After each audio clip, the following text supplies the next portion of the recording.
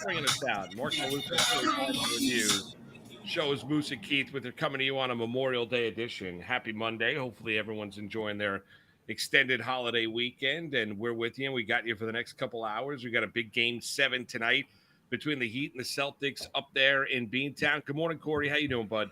What's going on, Moose? Glad to be here on this good Memorial Day. Thanks to everybody that served. You know what I'm saying? The day was definitely about them. You may be having a good time today, but keep that in mind. But definitely looking forward to obviously we got one main event on the schedule tonight. Got the next 2 hours of good sports talk though, so looking forward to that. And we'll see how the rest of the day shakes out. Yeah, I mean, listen, I think it's the game tonight. Number one is you look at it. Everybody and their mother is just expecting, Boston to roll. Are they not? I'm not. I still think it's the Miami Heat that's going to win this game. I think the Miami Heat are going to win this series. Boston has struggled at home this postseason. I'm not giving up on the Miami Heat. I think they win the series. Tell me why. Because I tell me why. Why is there the belief in the Heat tonight? I just think the Heat have been the better team. I think Boston has really come together and connected. They talked about that trip to Topgolf after Game 3, and I think that led to some connectivity. But I think the Miami Heat still are a little bit better team, more connected. I think they'll come out with a better game plan, and then they have a better head coach. And I just think that Miami is going to go in there and win this game. I believe Miami can go in there and win the game. Yeah, can and will are two different things, right? Yes, true. Very true. I'm not saying it's an impossibility, and I understand that there have been strange things when you've looked at this, in terms of a scenario of number one, the NBA playoffs at times have been difficult to predict. I get it. Miami has surprised everybody by the fact that they are here, part of the play-in tournament, even though they were, a top seed in the Eastern Conference a year ago. They went through the Milwaukee Bucks in 5 games, eliminated the Knicks in 6 games, and then obviously had led this series 3 games to none. I think everyone is kind of surprised after what we witnessed in Game 3, and that was an absolute bloodletting by the Miami Heat over the Boston Celtics, that we're surprised we're here. I'm certainly surprised that we've got a Game 7 tonight in this series. But even with the struggles of Boston in the playoffs at home, when they've needed to win a game, they've won that game. But against Philadelphia, though. See what I'm saying? Wait, hold on a second. They did against Miami. True. That's against Miami. They came back home for Game 5 after winning Game 4, and I thought Miami was going to win that game, and they won that game by daylight, won that game by double digits. Then they go down to Miami. They're a 3-point favorite for a Game 6 on Friday night. Or Saturday night, I should say, and they end up winning that game as well. Get a little bit lucky late. White, obviously, there off the smart miss after the 3 made free throws by Jimmy Butler when he's fouled by Al Horford on the shot with, 3 seconds to go in regulation. No issue with the defense that was called by Eric Spoelstra, but, Boston wins that game. Now they come back home, and listen, all the pressure is in the world is on the Boston Celtics tonight because they go into it now. The expectations, they're an 8-point favorite. Maybe it's 8.5 right now. A lot of people can't wait to bet on the Boston Celtics. So I know Miami's mentally tough. However, you've seen some cracks here in the armor of the Miami Heat, and to overcome that kind of a loss as well. Let's also factor in, Corey. That is an excruciating loss that they had on Saturday night to be that close to cementing your trip to the NBA Finals, now to hop on a plane, head up to Boston, and get yourself prepared for a Game 7 tonight. That's a lot. Yeah, no, listen, I agree with everything you said. There's a lot, it's a tall task at hand, but I think Eric Spoelstra, Jimmy Butler, Pat Riley, that Heat culture, realize that they still got a chance to do it. I think it's going to be a real tough thing to do to beat the Miami Heat in 4 straight games. But now, listen, Boston has a chance to do it right here. They got the building in their home court. The number is moving in the opposite direction. The number is down to 7.5, which indicate some sharp money hitting the Miami Heat. Now, that's just the point spread.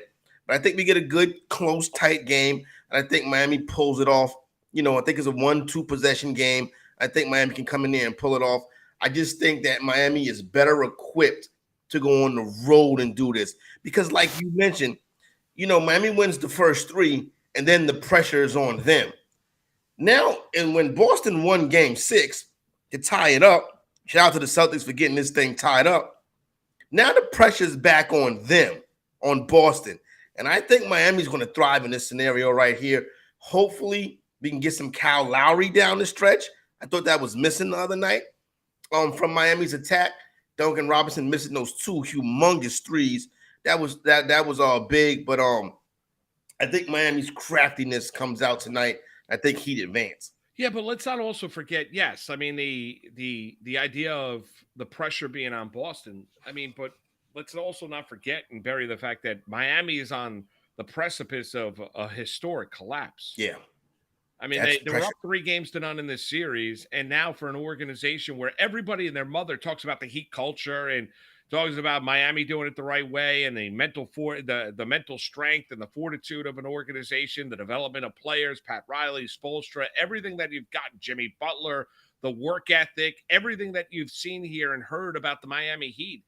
I mean, we are on the precipice. If Miami loses this game tonight, the Miami Heat have one of the great collapses, or the greatest, the greatest collapse, of NBA basketball in the playoff basketball. I mean, that hangs on that Heat organization. I mean, it really does. For Riley and company, that is there. So they go into it with a fair amount of pressure as well. They could continue to say, well, it's always the first of 4. I heard Bam Adebayo say that after the other night. Yes, Boston is expected to win. So you come all the way back from 3-0, down 0-3 to tie this series up at 3 games apiece, and you have the home game, and you're an 8-point favorite. Yes, the Celtics are expected to win tonight, so now the pressure of expectations are on them. But clearly, you look at Miami, this went from, a speed bump, to a molehill, now to an absolute mountain. For the Miami Heat to mentally overcome the fact that they led this series at one point in time, 3-0. This series is now tied up at 3 games apiece, and you're playing a decided game 7 on the road in Boston. I'm not telling you, it could go one of 2 ways. Either it's a massive hit to Heat culture, or if they go in and, like you mentioned, you think Miami's going to win tonight. If they go into Boston and win game 7 tonight, well, then it would be a huge, cherry on top of the sundae for Heat culture to be able to mentally overcome that. And I think this is where this team is best at, when they're using their mental prowess and their toughness, when they're playing through Butler, when they're going through, Riley, no rings, no rebounds, that Heat culture, all of those things that come into place. I think Miami is suited. I think this Miami team is better suited for this moment than the Boston Celtic team is. Really? You've not seen that? Well, I mean, so I haven't been that impressed with Boston every game in the second half of this season. But hold on a second, Corey. But every game Boston has had to win, they've won. Yeah, but I just look at the competition. Like, they've had to win the last 3 against the Heat. I get that. But, they had a game 7 versus the 76ers. The 76ers are fugazi. We know that. You can't compare these two. Philadelphia to force that game 7 and game 6. But it's Philadelphia. Who cares? It's Doc Rivers. It's not the Miami Heat. You probably couldn't get 2 more teams any different in the postseason as far as culture and being tough and battle tested. Philadelphia is on the low end of that spectrum. Miami's at the top of it. No, I'm not going to go out there and defend Philadelphia. You still got to give them credit. I mean, everyone thought that there were a lot of people writing off the Boston Celtics after the Game 5 loss to the Philadelphia 76ers at home, going on the road in Philadelphia. And then Jason Tatum, exploded for 16 points in the fourth quarter and personally outscored the Philadelphia 76ers. I understand the 76ers utterly, collapsed and choked on their own tongues in game 7, gave you a putrid performance that cost Doc Rivers his job. But I can't all of a sudden just be like, oh, yeah, you know what? I trust Miami more. Last year, who won the decided game to go to the NBA Finals? It was the Boston Celtics over the Miami Heat. And that's another reason why I think Miami is on payback tonight, too. Boston's a strange team. They really are, because they're more talented than the Miami Heat. It's shame on them that they're at this point in this series where there is a game 7 tonight. Shame on them that they were down 3-0 in the series. It's a credit to them, though, and their talent level and their belief. The last 5 times that they've had games that they've had to win, they're 5-0. Game 6 in Philadelphia, 1. Game 7 at home against Philadelphia, 1. Game 4 on the road in Miami, 1. Game 5 at home against Miami, 1. Game 6 on the road in Miami, 1.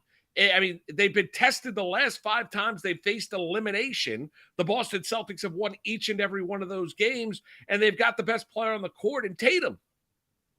And they've been, and listen, they're hard to put away, but Miami's going to be equally as tough to put away. See, that's the thing about it is now it's now both teams are staring at, the prospects of going into the offseason. Both teams are staring at, you know what I'm saying, being the team that goes home and not the team that goes on to face the Denver Nuggets. No matter how this series ends, there's going to be a fan base that's going to be very disappointed.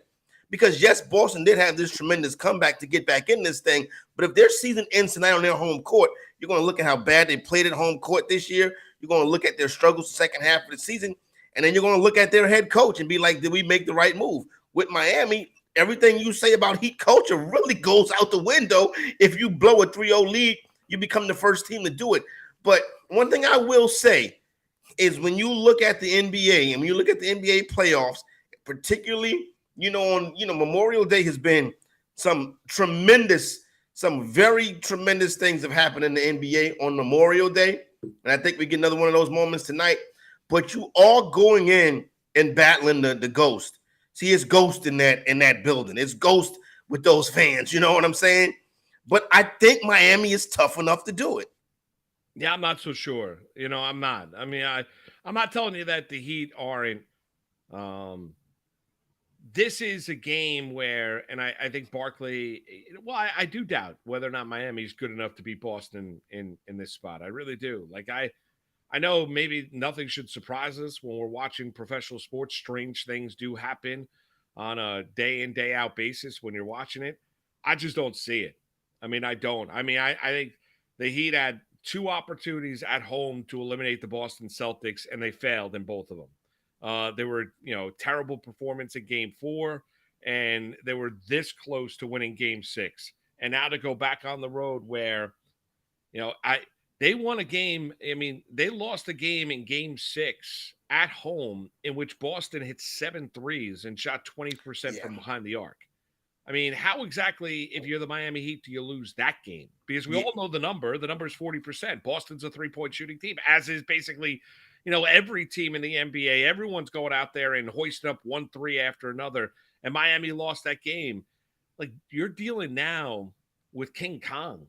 I mean, that is what Miami's dealing with because Boston goes in. A, they're more talented. You agree with that?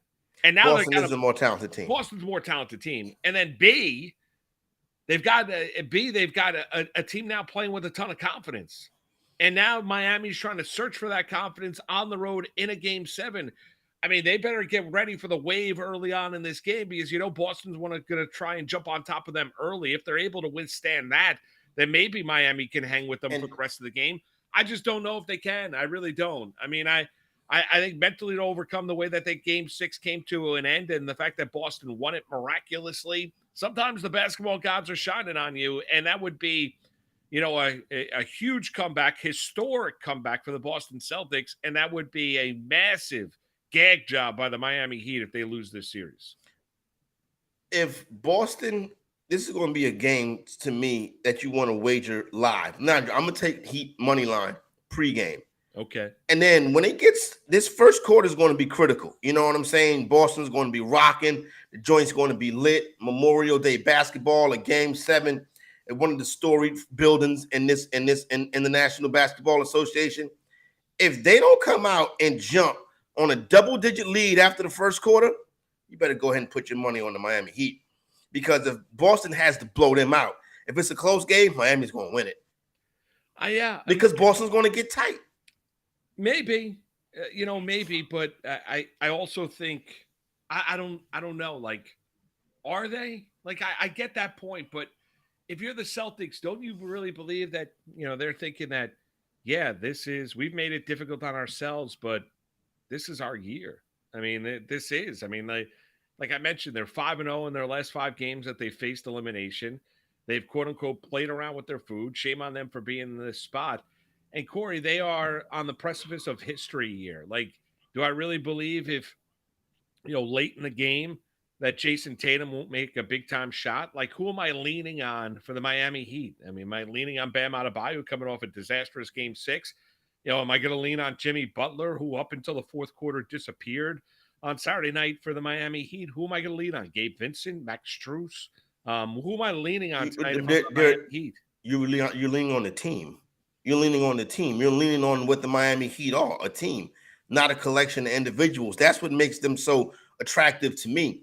Now here's the deal. As a born and bred New Yorker, Moose, I want the game. I don't want any one of these teams to win. You know what I'm saying? You think I want the Boston Celtic organization to have this in their arsenal now? The only team to come down from 3-0. They're already more difficult to deal with basically than any fan base in the NBA besides the Lakers. I don't want them to have this moment.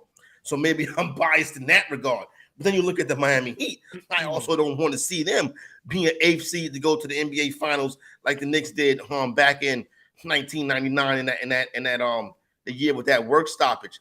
But when you just look at the history of these two teams recently, I think this is the NBA's premier rivalry right now. You know, these teams are playing the Eastern Conference Finals. What, 2 or 3 of the last 5 years, something like that. And I think this is an all the marbles type game. And I just think that Miami's going to have a little bit more tonight. I really do. Yeah, I don't have that kind of confidence. I can't like I don't like. I'd be surprised. Like, how did you feel when it was Yankees Red Sox going into that 7th game in 04? The series was over. I thought Boston was going to win. You was like, it's over. Yeah. Yeah, I mean, I was in the ballpark that night. I thought the Yankees, the pressure, even though number one, the Yankees had no pitching. That's number one. Number two is you get to that point where a team rallies from 3-0 down, then you're dealing with basically a tidal wave. And I don't think that Yankee team, number one, didn't have the pitching or the mentality to be able to withstand the fact that all of a sudden they led that series 3-0. And here they were at Yankee Stadium for a game 7. And then what did that game ended up being? I mean, that game ended up being an absolute dumpster fire of a game for the Yankees as Boston was celebrating early and often and made that an absolute laugher. I mean, I still remember sitting there, behind the Red Sox dugout, 5-6 rows behind the dugout, went with a buddy of mine who had tickets through Verizon, right? So sitting there watching that game that night and listening to the Red Sox players celebrate, and I can still hear the banging of Johnny Damon's home run off of the facade of the upper deck as the crowd, because when he hit it, you knew it was gone. You just didn't know how far it was going to go, especially short porch and right field.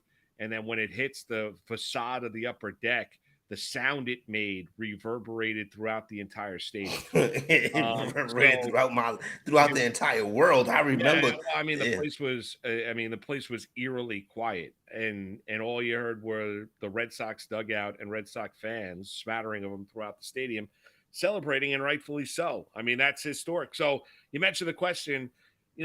I honestly think it would be, for me, better as a New Yorker for Miami to collapse after Riley decided to go to South Beach, and how that program and how that organization completely changed, whether it be, the drafting of Wade, bringing in Bosh and LeBron in free agency, right? The four trips to the NBA Finals there, winning the NBA title with Wade and Shaquille O'Neal, Riley stepping in for Van Gundy at that stage, then bringing in Jimmy Butler and everything that they've done here, the drafting of some of the players, the development of players, the quote-unquote Heat culture that they have developed down there in South Beach, and really what has, the disaster that has been the Knicks, ever since, their run to the NBA Finals in 99, and 25 years ago, or 24 years ago now.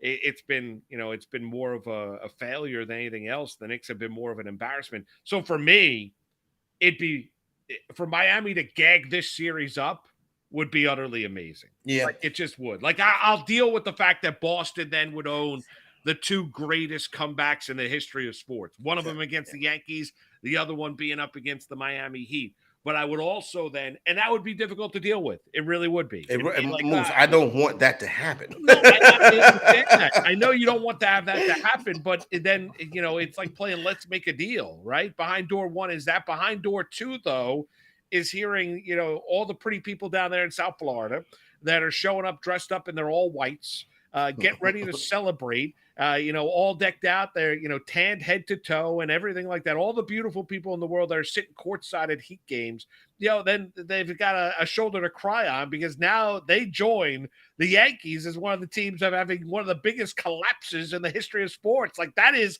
utterly amazing. Riley with his slick back hair, getting ready to go see a Bruce concert, all decked out and all tanned up. And the fact that he faxed in his resignation to the Knicks, like, that to me is refreshing. So door A, you've got the Boston fan, which is going to be nauseating in their celebration. But here's door B, right? Here's option number 2 with Wink Martin. Here's option 2. Option 2 is the fact that the Miami Heat are going to cry, complain, and they're going to have to deal with the fact that everybody and their mother thought that this series was over, and this was a complete and utter choke job. Yeah, I would rather deal with the. I would rather deal hear about Heat culture anymore, Corey. I would rather hear about out the window. You blow a 3 lead. There's no culture. There's no culture. You're right. You blow a 3-0 lead. That's anti-culture right there. That's the opposite of culture when that happens, and that's why I think this team is going to be able to go in there and pull it out. Now, Moose, you mentioned door A and door B. Listen, I just don't. I would rather deal with slick back Miami fan wearing all white, don't know the score.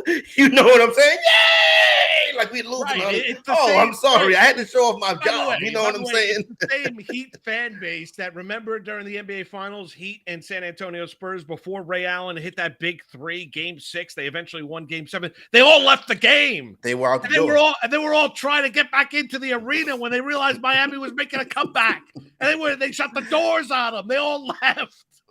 Well, listen, we don't really we root for. Well, we are when we're talking Miami basketball. We're not talking one of the great home court advantages, because you know how the South Beach fan is. The South Beach fan is right there for the show. Corey, a lot of that comes from jealousy. Listen, I'm jealous. I'm a Knicks fan, right? Yeah, I'm jealous too. But Boston is worse. Boston is our rivals. That's worse. Not to me. It's not because of Riley. Okay, I can dig that. You know what I'm saying? It's not because of Riley. And I loved Alonzo Mourning at Georgetown. Couldn't stand Alonzo Mourning as a Miami Heat. Tim Hardaway going down there. Vashawn Leonard hitting big-time threes. Thunder Dan Marley, right? Jack Ramsey doing games. And when he was, the legendary Jack Ramsey, when he was the color analyst for Miami Heat basketball. And just seeing what the Heat became under the guidance of Pat Riley. Riley going into meeting with LeBron and company out in Chicago before he decided to have the decision with Jim Gray on ESPN at the Girls and Boys Club up in beautiful Greenwich, Connecticut, when he was taking his talents to South Beach, but Riley walking into the room and dropping his championship rings on the table and saying, basically, I can get you these. Like, all of that. All of that is as Donnie Walsh and the Knicks couldn't even get into the room. Like, all of that, like, to me, it's just like, yes, I've dealt with it all. Like, as a Knicks fan, I've dealt with it all. And all I've had was shoved down my throat for like the last 3 weeks is Heat culture. They lose tonight. I don't want to hear about Jimmy Buckets. Yeah, I don't want to hear about Spoelstra. I don't want to hear about the development of the 5 undrafted players, Strus and all that. They lose tonight in Boston, and I get it's Boston. I understand as a New Yorker. I know what that city is and that rivalry. I get it. I understand. One has to win. So what's the less of two evils? Give me a Boston win, because I actually like Tatum and I like Marcus Smart. I like some of the guys on that team. White's a good player. Jaylen Brown's a good player. I like some of the guys on that team. I'd take Boston winning over Miami. I think it's an interesting conversation, and I can understand, Corey, as a native New Yorker that you are, why you're going to choose Miami over Boston just because of that rivalry. I'm not rooting for the city of Boston, and I do really think that Miami is better equipped for this situation, but it'll all play out, and we'll see how it goes down tonight. Like I said, looking at that number is coming in, so it looks like some sharp money is hitting the Miami Heat, and and I think rightfully so. I think it's going to be a nip and tuck game, and I think Miami wins a close one. Now, here's the deal. If Boston loses, then moving forward, you got to say to yourself, do they come back with the core of Tatum and Brown? What do they do with Joe Mazzulla? I don't think they get rid of him, obviously. Did a good job in his first year, but they got to think maybe we made the wrong decision getting rid of our head coach that had us there. And then here's the most interesting thing. Nobody's talking about the Denver Nuggets. When they played game 1 who's going to have the advantage? The team that's won because they've been playing the past 2 weeks, or the team that's been rested and that has the advantage of playing in a city with an elevated altitude? Yeah, I would say it's I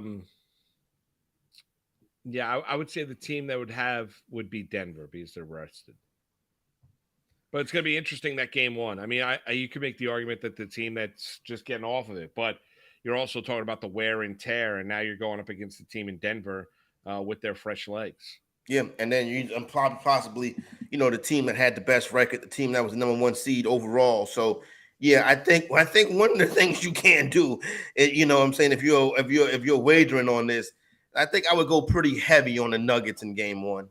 I probably would agree with that. So you're on Miami money line to win the game, and you're also going to think about and looking at trying to bet this game live tonight. Yeah, and the live thing is going to be after the first quarter. What does it look like now? First quarter is tie game. Then I probably won't double down, but I might see what the line is and take some points. You don't want to really bet on the same team twice. But if Boston comes out and opens up early, they're going to blow them out. Referees for tonight's game: Scott Foster, Tony Brothers, John Goble.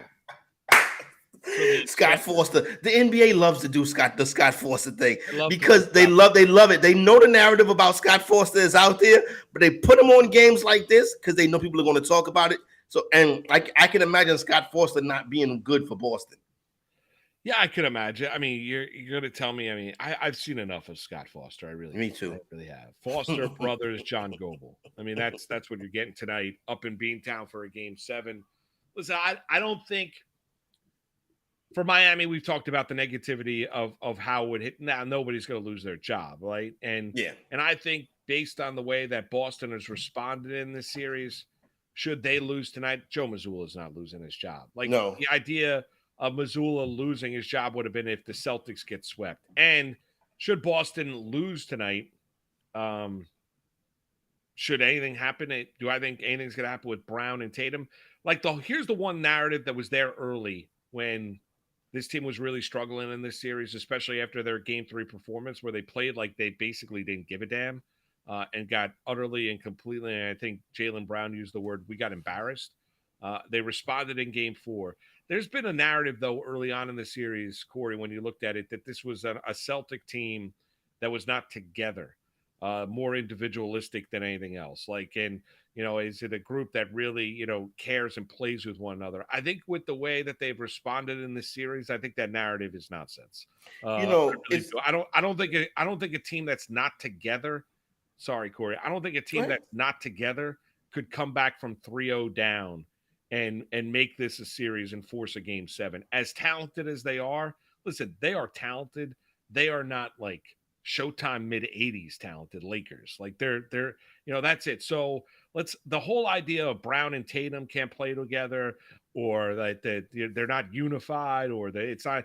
You don't come back from 3-0 down just based purely on the fact that you're a more talented team. You have to play together, and they have played together in this series in the last 3 games, and that's why we've got a game 7 tonight.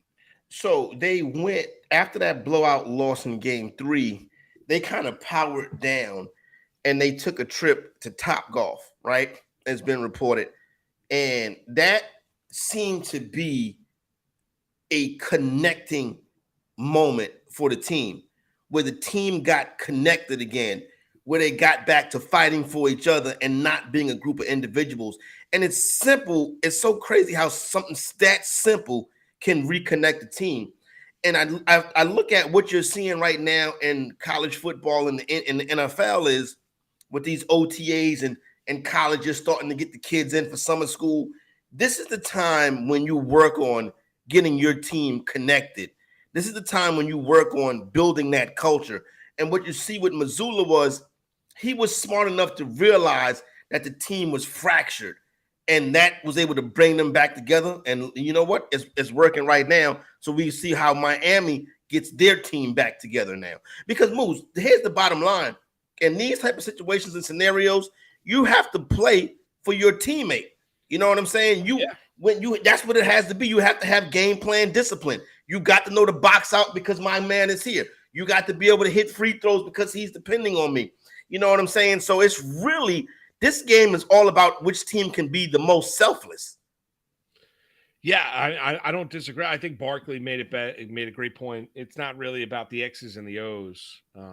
Paraphrasing here, what Charles had to say after Game 6. This is really a matter of what's in between the ears, and confidence and belief, and that he thinks it's not just about the guys who are on the court. It's really what's going on and the confidence level and really the mindset that you have going into this game. And I'm not doubting Miami's tough. This would be, all-time tough. Because Boston is more than just has a little bit of life.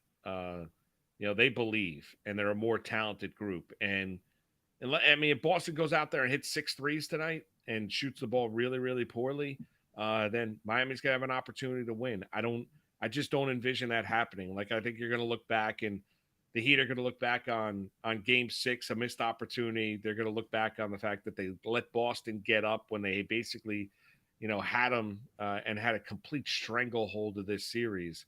And now you've let a more talented team gain a belief that they are going to win this series. And I think they're dealing with an all kind of different type of monster tonight. Yeah, it's going to be tough. It's going to be tough. But bottom line of the matter is this: if Boston does pull this out, I do like what you said. We don't have to hear about heat culture no more. That's done. They might as well change the hashtag. Right. Yeah, the Grim Reaper will be out to heat culture. Yeah, exactly. Change that hashtag. The ditch digger will be there with the last shovel of dirt on heat culture. The other thing is, here's the one thing: Butler's got to be brilliant tonight. Like, he can't have a game in which he's passing it off. Like, these are the games where you need your best player to be brilliant.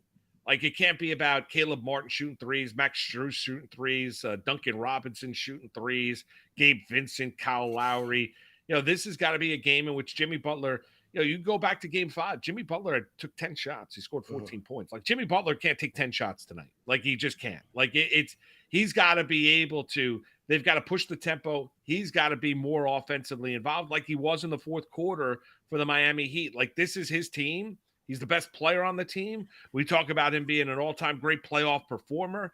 Butler's got to show up, and he's got to ball out tonight. Because if he doesn't, he can't pass it off. Like, he really can't. Like, tonight's the night where, the double team's coming. You got to figure out a way to still be able to generate offense, get in the rim, or get to the rim, or get into that mid-area jumper, or get fouled and go to the free throw line. So Butler's got to be more. It's got to be Butler and Bam Adebayo. And Butler was great in the fourth quarter, Game 6. The first 3 quarters of Game 6, Butler and Adebayo were dreadful. Yeah, no doubt about it. And it would be funny based on this, the thing that would be funny about this whole scenario is the Miami Heat got up 3-0 in the conference finals and then went back to being the team they were in the regular season. Yeah. They look like the regular season Miami Heat now. They can't hit the 3. They're discombobulated. They lack game plan discipline. There's nothing on defense. It's like they became the team they were all season. When they was playing the Knicks, everybody was Larry Bird. You know what I'm saying? And now they're going back to being a Miami Heat team that looked like they had no direction on the roster. So it's frustrating. Let me tell you something. Betting the NBA playoffs is a tall task because you never know where these series are going to go. I watch this league 82 nights a year, the whole thing, the whole storyline, and it looked like the Denver Nuggets were the best team in the league all year.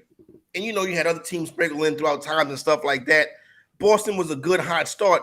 Miami's been the best team in the postseason though, and I think they can pull it together one more time.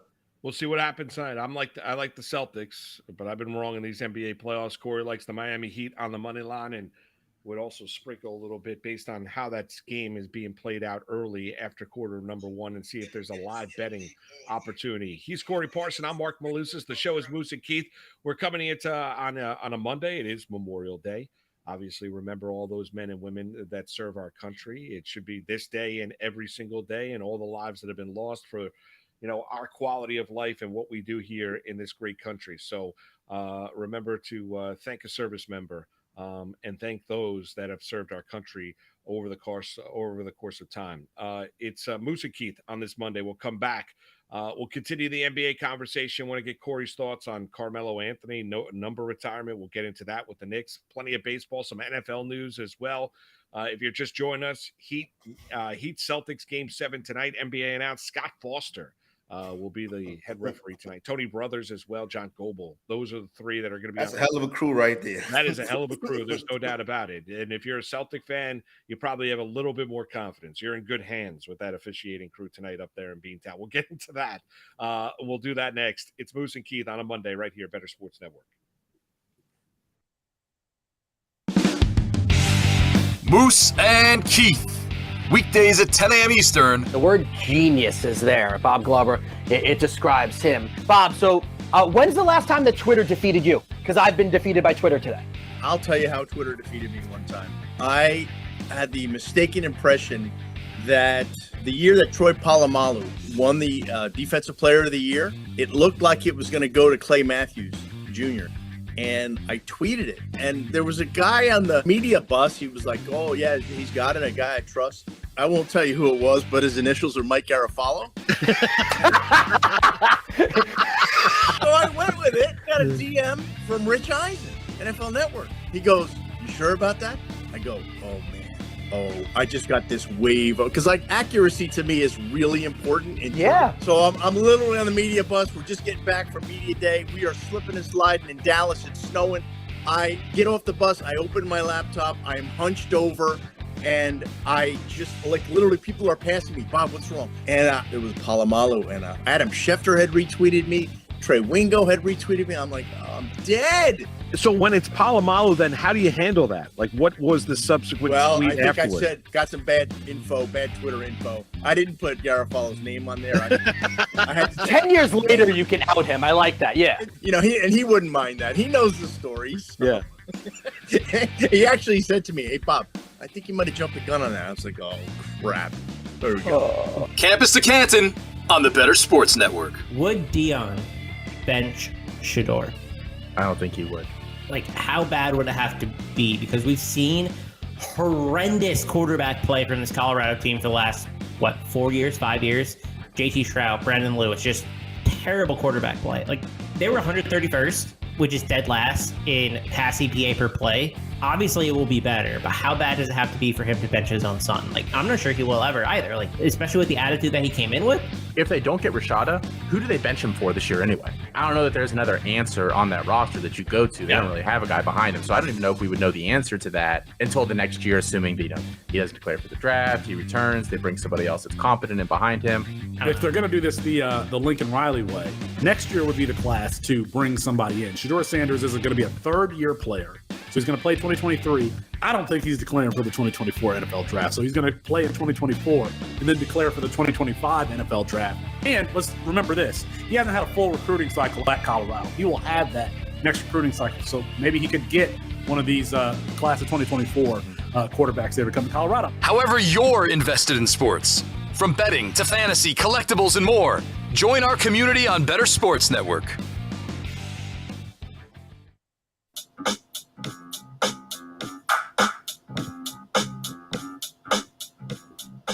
Moose and Keith with you on this Monday, Memorial Day, on the Better Sports Network. Corey Parson in for Keith. I'm Marc Malusis, of course. We talked a little bit about Game 7 tonight. Get the popcorn out between the Heat and Celtics up in Beantown. Tip time right around 8:30.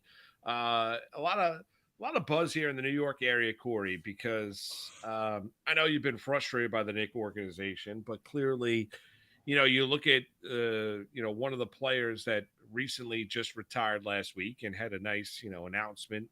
And it was well done on social media, Instagram and on Twitter, that he was retiring from the game, and that being Carmelo Anthony, who was part of the same, came into the NBA, part of the same draft class as LeBron James. We know what he did at Syracuse, but a lot of clamoring here in New York that, for his 6.5, 7 years here with the Knicks, that the Knicks at some point should retire his number 7. Now, the last player that have his number retired was Patrick Ewing. You look at guys that I believe there's 8 in total that have had their numbers retired by the Knicks organization. 6 of them have won championships with the Knicks. The other 2 did not. Dick McGuire being one, the other one being Patrick Ewing, who went to the NBA Finals in '94. Carmelo Anthony was, here in New York. I think his best days are in Denver. The Denver fan base can't stand him. So he's not going back there. We know Jokic is wearing his former number with the Denver Nuggets as well. So what's your case on the idea or argument for or against Carmelo Anthony having his number retired? It's real interesting. Knicks fans have always had a love-hate relationship with their superstar players. You see it recently with Julius Randle. They love Brunson. They can't stand Randle. Right. Knicks fan didn't like Patrick Ewing down the stretch. They had issues with John Starks, despite loving him as well. I think they should retire Carmelo Anthony's number, not only because of, listen, this is one of the NBA's all-time great players, but he was solid as a New Yorker. He had some of the greatest performances in the history of Madison Square Garden, as a basketball player. So take it into consideration.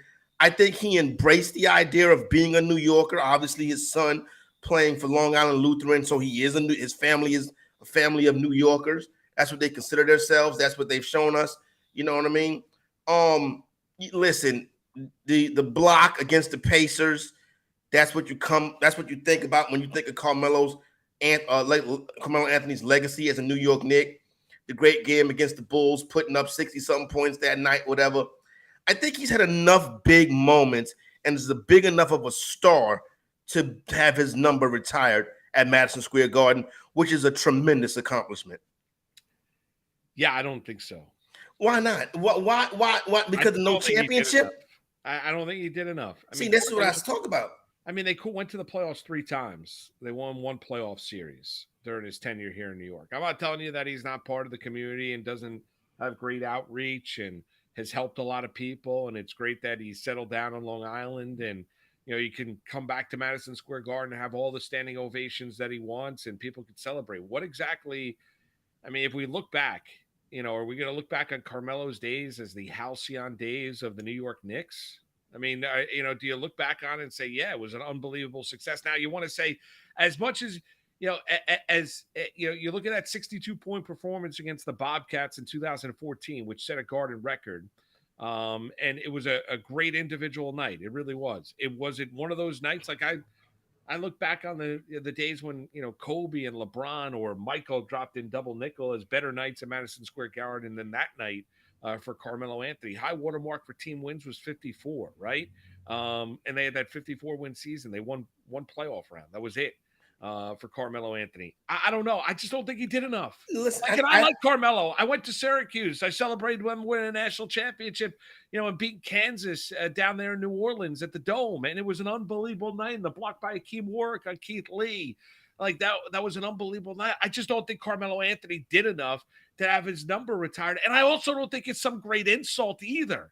Like that's the other thing too. Like, and you could be one of 2 different ways. Like you could look at organizations. There are some organizations, the Mets under the Wilpons, that basically, didn't celebrate any of their past.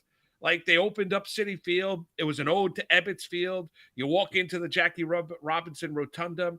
The seats were in orange and blue. It was kind of an ode to the San Francisco Giants, to the New York Giants and the Brooklyn Dodgers.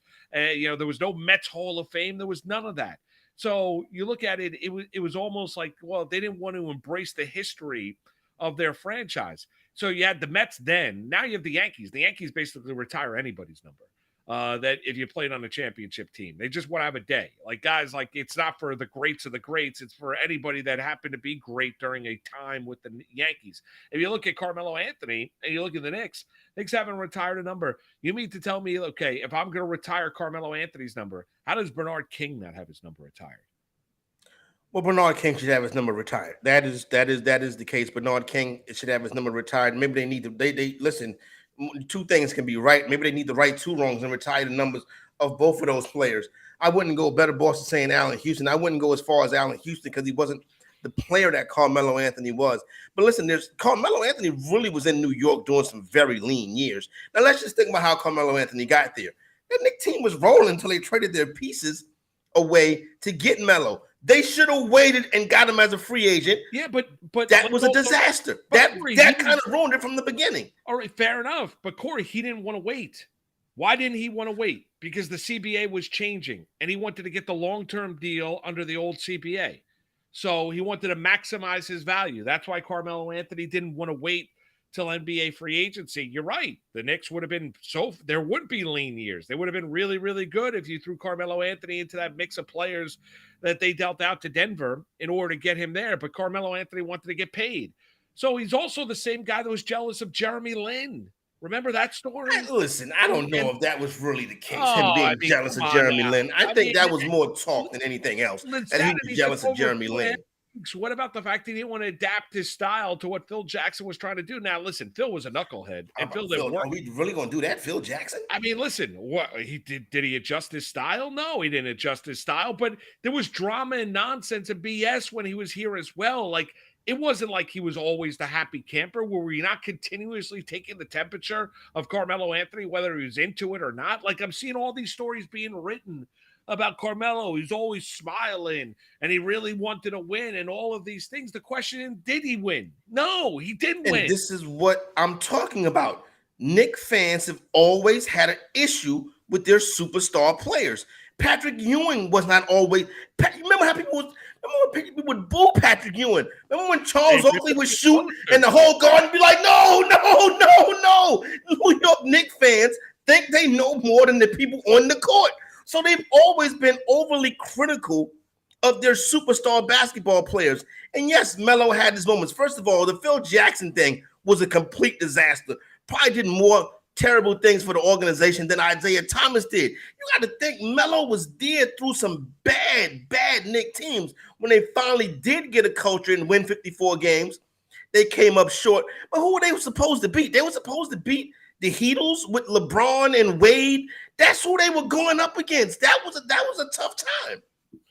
I'm not telling you that it wasn't a tough time or it wasn't a difficult time, but if you're an all-time great player, a player that I'm going to retire your number, aren't you able to overcome that to a certain extent or no? I mean, Carmelo Anthony overcame none of it. I mean, if you go into like you look at it, let me ask you, like 20 years from now, and people look back, were Carmelo Anthony's best days in Denver or New York? Carmelo Anthony was when he was lighter in Denver, and he was much more explosive player in Denver. But remember, he was better. Listen, people talk crazy about John Morant right now. Do you remember how Carmelo Anthony's career started? With all kind of crazy videos and stop snitching and a lot of the same things that John's getting in trouble for, Melo was doing back then in a world with less social media. So him and J.R. Smith in Denver, they almost drove George Karl crazy. You remember that. Now, New York got an older, more sophisticated version of Melo, but yeah, they was taking the temperature. Yeah, and more out of shape. Yeah, they were taking his temperature, but that's what the organization was. You know, it's always like superstar players on teams through the lean years, like DeMarcus Ware in Dallas, or you know what I'm saying, or not Aaron Rodgers, but you know, we've seen great players on teams going through bad seasons, and I think that's what Melo was. But I think he did enough to get his number retired. The Knicks probably need to retire some more numbers, to be honest with you, if they don't have Bernard King retired.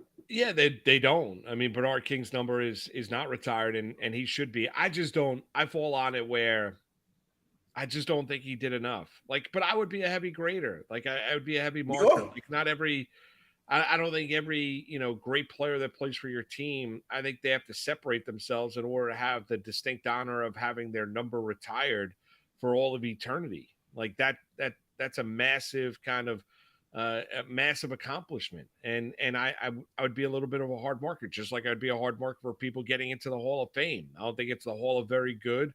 I think it should be a separation for those that were really special athletically in that endeavor in order to be a Hall of Fame. So not everyone should be it. And it's not an insult to Carmelo Anthony. Like, if you told me the Denver Nuggets were retiring his number, I could understand that. Like, he was a better player in Denver and more explosive player and won more in Denver than he did in New York. That's organizational. The winning more is organizational. Well, but you are as a leader, you're getting judged by it, right? You as the best player on the team, we can both agree that he was a better player in Denver. Yeah. I understand he led the league in scoring with the Knicks in 2013. He finished, I think, third in the MVP voting that year. Was never going to win the MVP, but finished third in the MVP voting. High watermark was 54 wins, won one playoff round.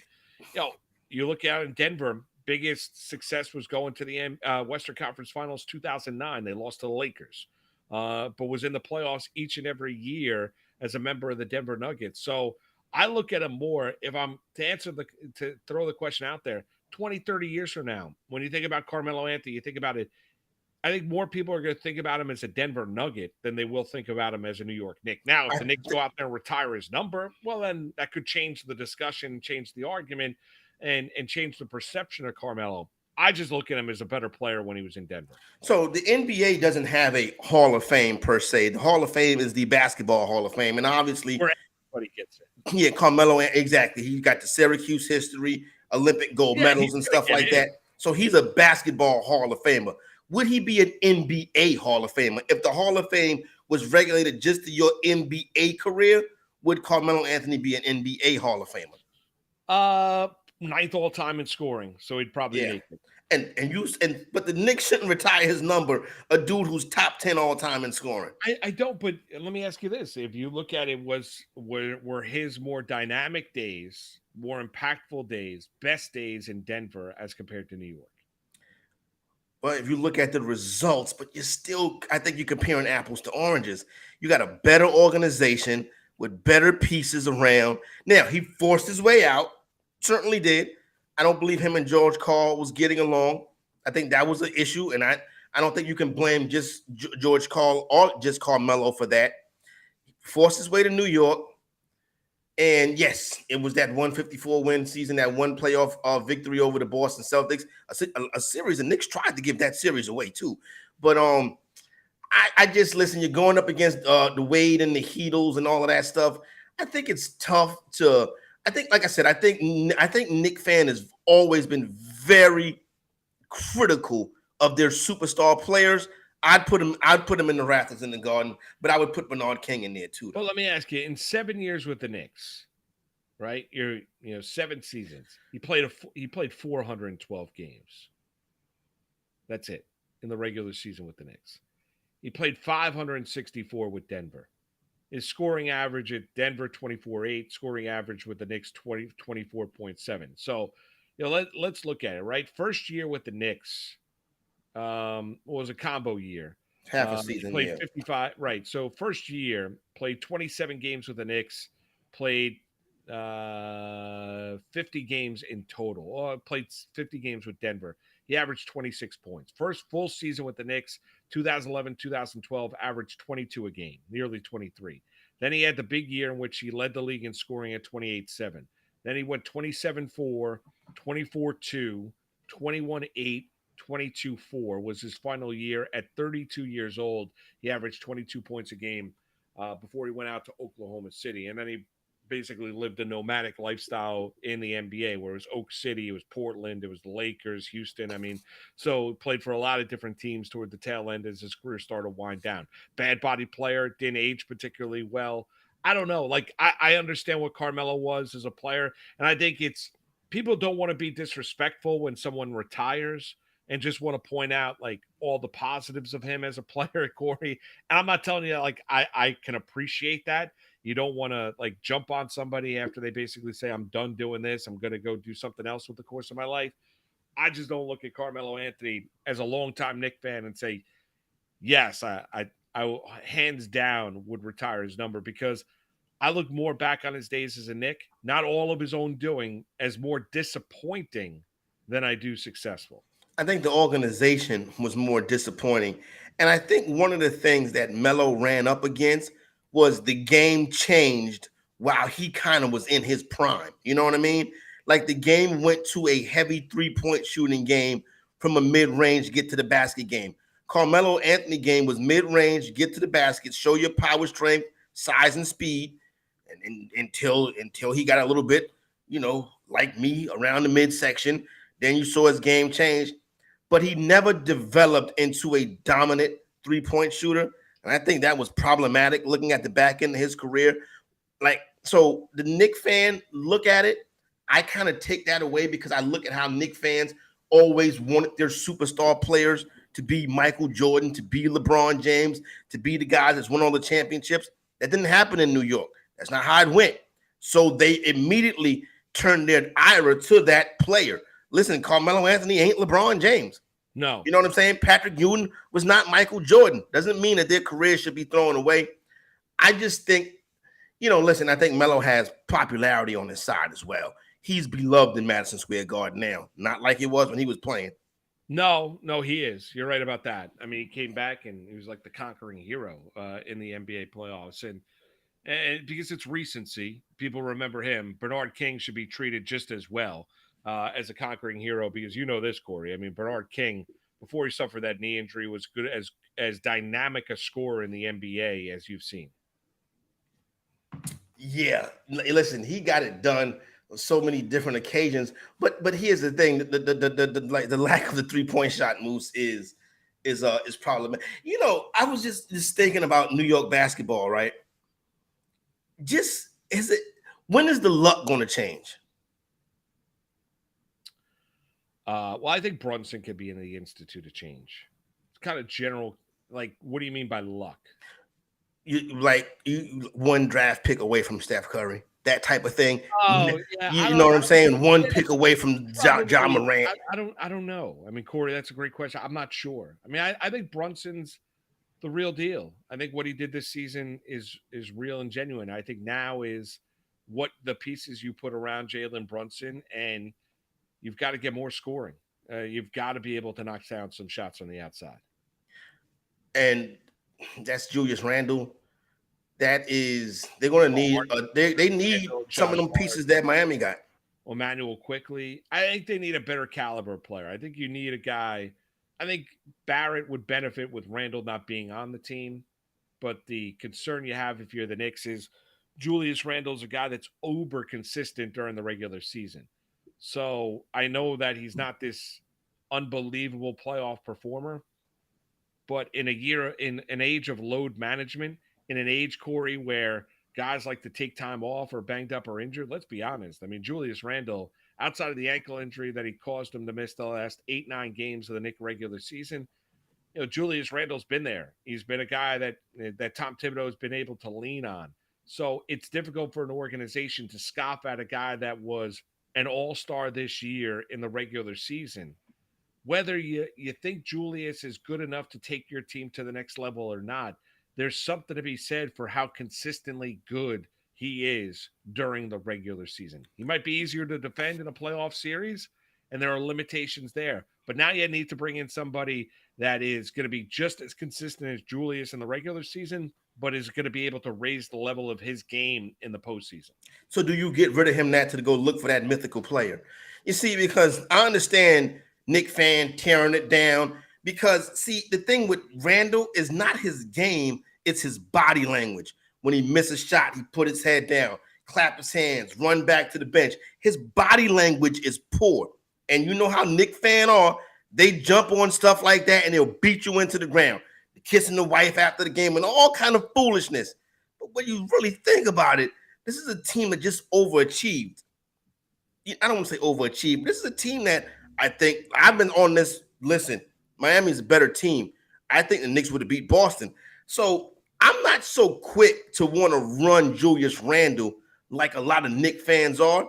But is he going to be able to handle the New York City media, Randle? Moose, you know better than I am. You're there, following these dudes and broadcasting on these dudes every day.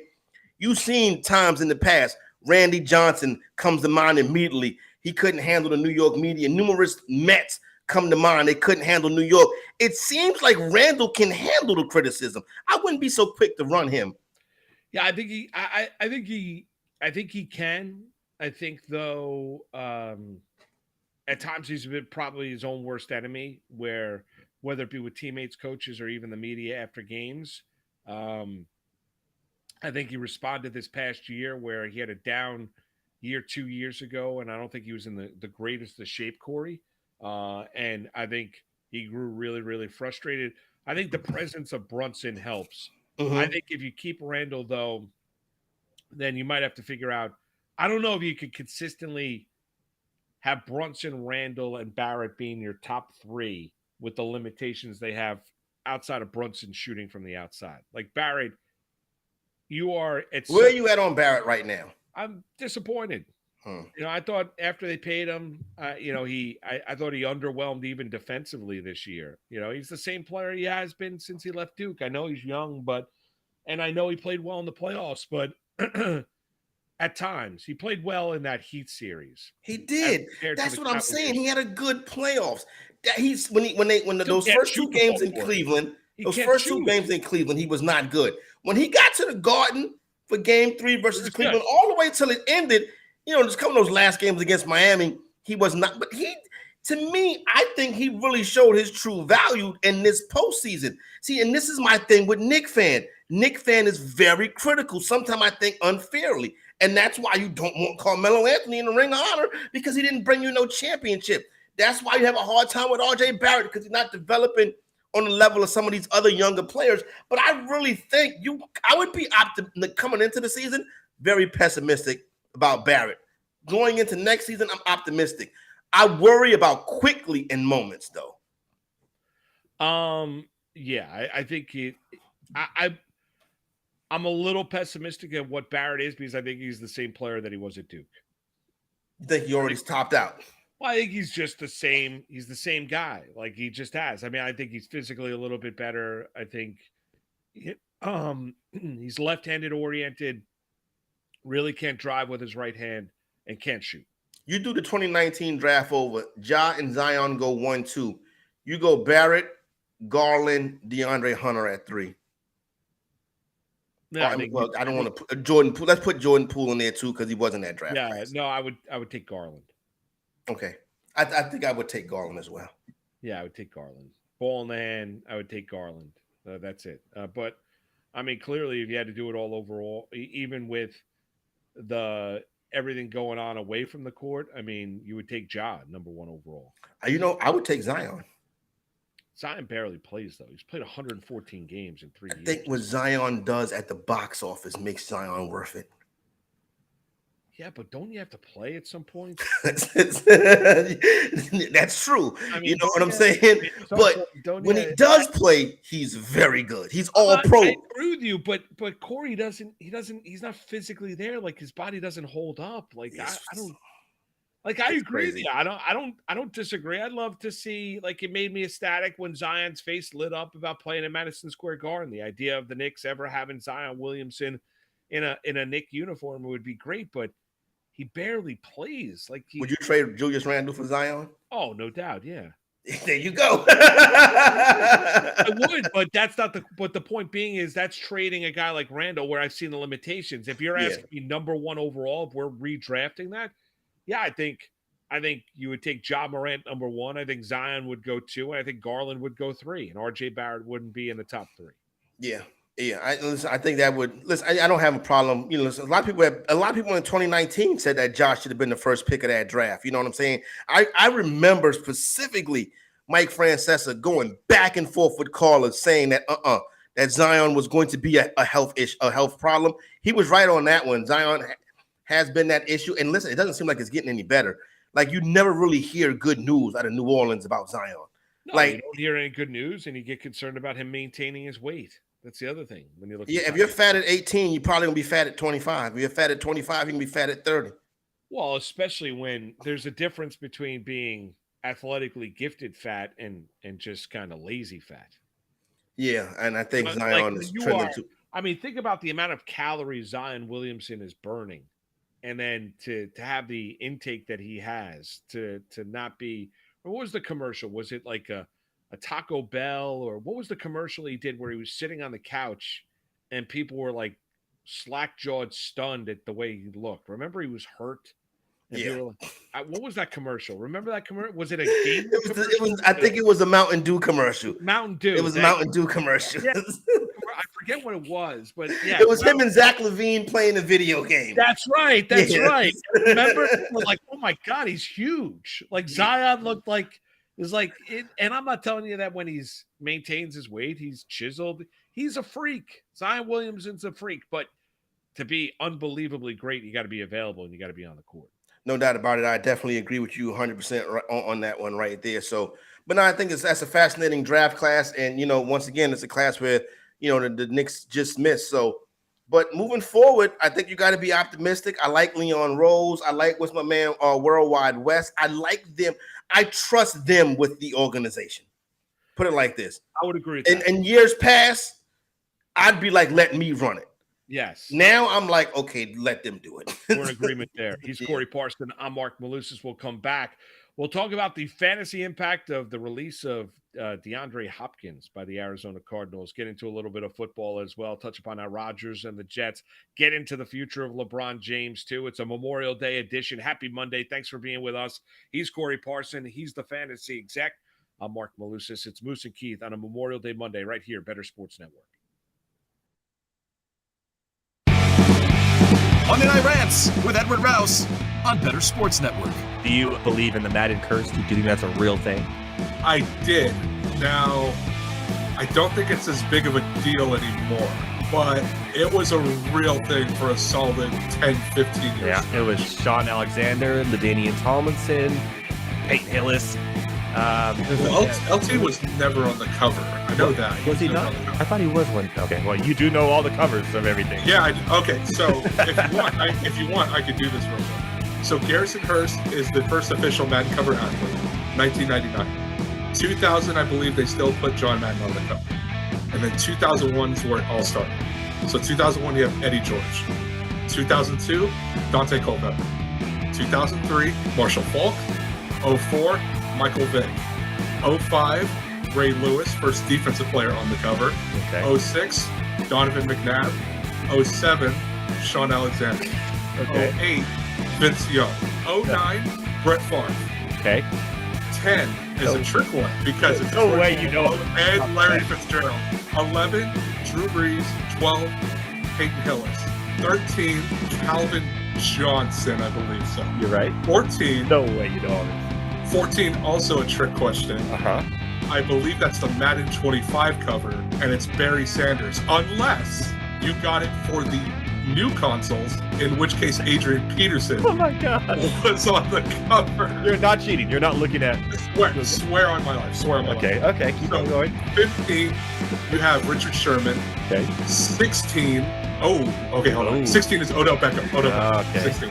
17, now this is the one I get mixed up because 17 and 18 are back-to-back Patriots. They are. 17, I think, is Gronk, and 18 is Brady. You are correct. 19 is Antonio Brown. Correct. 20, Patrick Mahomes. Oh my goodness. 21, Lamar Jackson.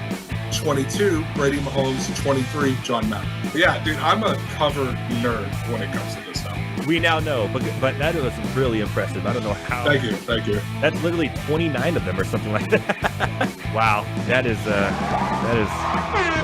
You did not miss a single one, and you even got the special editions where they had two people on the covers. Monday Night Rants on Better Sports Network.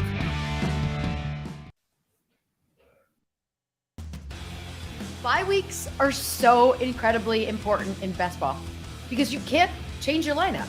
You can't grab somebody off the waiver wire. You don't make changes. So you've got to be prepared. If you're taking 4 quarterbacks because you want to be sure you got to be very methodical about the schedule, especially the bye weeks.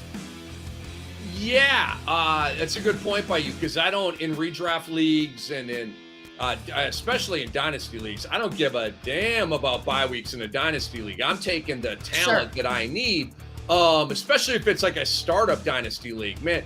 And so, that's created situation. Matt Deutsch's league last year, I had a glut of, it was like week 9, I seem to remember. It was the bye week of death for me. Like, it's a 2 quarterback league. I had a bunch of QBs. They were like all on the bye at the same week. It was insane.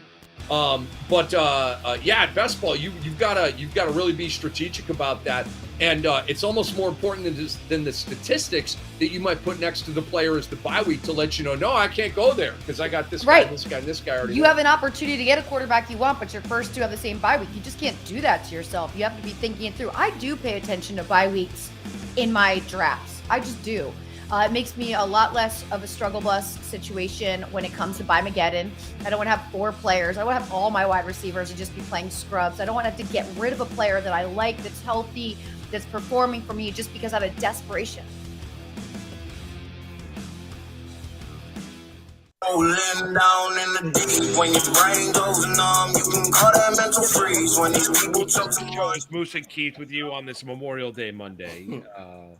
Hopefully you're enjoying the holiday weekend. And, Corey, the Arizona Cardinals, they tried to move him, tried to trade him time and time again, DeAndre Hopkins. And finally, the Arizona Cardinals come to a conclusion that, they get rid of DeAndre Hopkins. They cut him. They're going to take, around 22.6, I believe it is, $1 million cap hit this year. They're going to save themselves about $8 million in salary cap space. So, there you have it. But DeAndre Hopkins is now out there. Want to remind everybody, check out our friends over at fantasyalarm.com. A great piece about the fantasy football impact of DeAndre Hopkins being released by the Arizona Cardinals from our buddy Andrew Cooper. It is a good, and Fantasy Alarm's great to keep you up to date on everything going, whether it be fantasy baseball, fantasy football, whatever your fantasy needs are. They've got great breakdowns, and this is an interesting piece. But I'm going to ask you this, Corey. What do you think the fantasy impact of D-Hop is? Coming off a year in which he played 9 games last year, had 64 catches, over 700 yards, and I think 3 touchdowns, I believe it was the final number. Now, the quarterback situation, Kyler Murray struggles, then he tore his ACL. I get it. But what do you think the fantasy impact of D-Hop being out there is? Yeah, I'm not really a type of guy who, I look at Andre Johnson and how he put together a Hall of Fame career playing with stiffs at quarterback. So I really don't give too many people, I got a bad quarterback. That's not an excuse for me. I think DeAndre Hopkins is on the wrong side of his career. I think he's washed up. I think he's starting to break down. Played 19 games the past 2 seasons. Hasn't gotten over that, back to that 1,000-yard threshold in a couple years now. Listen, through 2017 to 2020, those 4 seasons, he was fantastic. Probably the best wide receiver in the NFL. I think those days are behind. And I think NFL personnel evaluators know that as well. I think he's a player you can get on the cheap. But if you think he is the DeAndre Hopkins of 2020 or 2019, I think you got him. I think you're sadly mistaken. I hate to say it, dude from Clemson and all of that, but DeAndre Hopkins washed up. So if he lands, say, in Baltimore with Odell Beckham Jr. and Bateman, you don't think there's a role where Hopkins can really be successful? What is he standing on? What receiver goes to Baltimore and is successful? Well, Beckham's going there, right? He's not going to be successful. They paid him $15 million and given him $3 million in incentives, right? So he can. So Beckham's going to try and be successful with Lamar Jackson. Lamar talked about the fact of, he wanted Beckham and D-Hop there in Baltimore with him. Now the Ravens have got an opportunity to do that. What about if I throw him in Kansas City? Now they've got little to no salary cap space, but what about if I throw him in Kansas City with Patrick Mahomes? Hopkins can't play a significant role with the Kansas City Chiefs. I think they got players that's younger and cheaper. That's just like Hopkins, and you probably can get Hopkins for a good price now, unless he's over inflating his own market for himself. I would rather take on some of this younger talent. A guy like D-Hop, I think he can be a good number 2 on a contender. So a place like Philadelphia and Kansas City as well, obviously they're contenders. You know what I'm saying? I would look at the Raiders. I would even possibly consider going to Cleveland and linking back up with Deshaun Watson. They had tremendous success together, and Cleveland can use another Dallas? piece. Yeah, Dallas is the favorite right now, and I like Dallas's wide receiver core the way it is, with Lamb being the one. I think the addition of what's my man, the archer, the bow and arrow guy, Brandon Cooks. I think Dallas likes receivers like that more so than a receiver like D-Hop, Michael Gallup on the other side. I'd be very careful with Dallas for fantasy this year. Dallas is going to be run heavy, and they're going to be rotating a lot of running backs in. I wouldn't be surprised if Dalvin Cook ends up in Dallas more so than DeAndre Hopkins. Yeah, see, I think Hopkins, he's not a number one anymore. I think Hopkins has got a little bit more game than you do and a little bit more tread left on the tires, Corey. I don't think he's washed up. I just think he's got to land in the right spot. I don't think if you're counting on DeAndre Hopkins to be your number one, then I think you're going to be left wanting. But if you tell me I give him a strong number one and he's my number two, I think then DeAndre Hopkins can be a guy that, if he stays healthy, can still really, really be impactful. Now, you mentioned Philadelphia. I think I'm good at wide receiver if I'm Philadelphia. I know they've got some cap space to be able to spend, but I've got my two stud receivers. Like, I've got A.J. Brown and I've got Smith. Like, I'm good. Like, I don't necessarily need. You just got real low, Moose. You hear me now? It's a little bit tough, but yeah, you can go ahead. Yeah, no, I don't know what just there happened. You go. But there okay, so yeah, if I were Philadelphia, I wouldn't mess with my receiver room. I think I'm good, even though I've got the cap space. If you tell me the Buffalo Bills are now going to go out there and add DeAndre Hopkins, yeah, then I could see that. I don't see the Bills. I don't think the Bills failed last year because of what they did throwing the football. I think they failed last year because they couldn't get after the quarterback, and I think they failed last year. Like, the Buffalo Bills still can't run the football. Like, at some point in time, you're going to need to be able to run it. Like, you're going to have some semblance of a running game. I'm not telling you it's going to be like basically 2 yards in a cloud of dust, but you're going to have to be able to run the football, and the Buffalo Bills have not been able to consistently run it. So I think you're adding a big name there in Buffalo, but does it really address the area of need for the Buffalo Bills? No, it does not. Buffalo's quarterback may have regressed last season as well. He turned the football over a lot. He suffered the elbow injury in the Jet game, right, at MetLife, and was never the same afterward. Exactly. Turned the football over a lot. Listen, he's a guy who can run that six back, and he can be your entire offense. You got good pieces around him. I think Buffalo is built well. But I agree. The loss of Von Miller and obviously not being able to run the football effectively going on the road in the playoffs was problematic for Buffalo. Now, I think Hopkins in Buffalo makes sense, but still, fantasy-wise, he's a wide receiver 3, wide receiver 4 for me.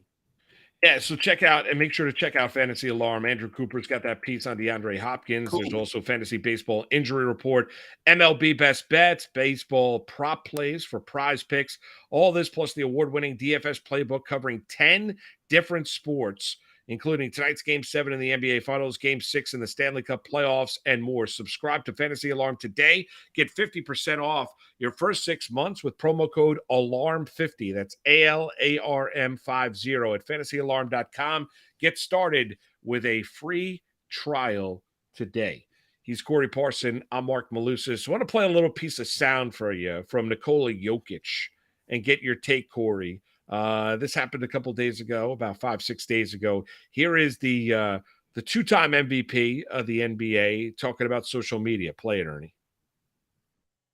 Nikola, I know you deleted social media a long time ago. Everybody digs up old tweets. There's one where you were saying, is anyone down for a pickup basketball game back in 2011?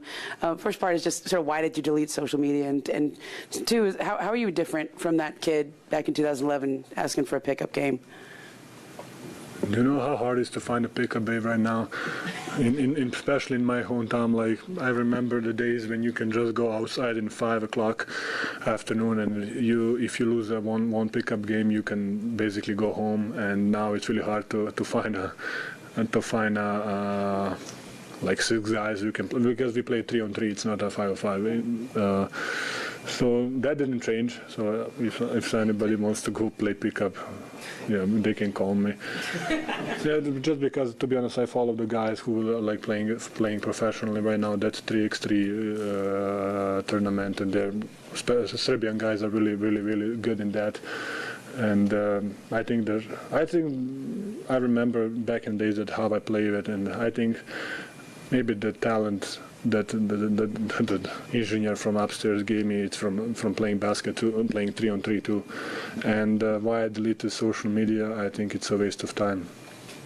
I think he might be right about that final comment. But I mean, I just thought it was great, like how blunt he was talking about the fact of Jokic and mention and sending a tweet out there 2011 that he wants to get a pickup basketball game and how difficult it was 12 years ago.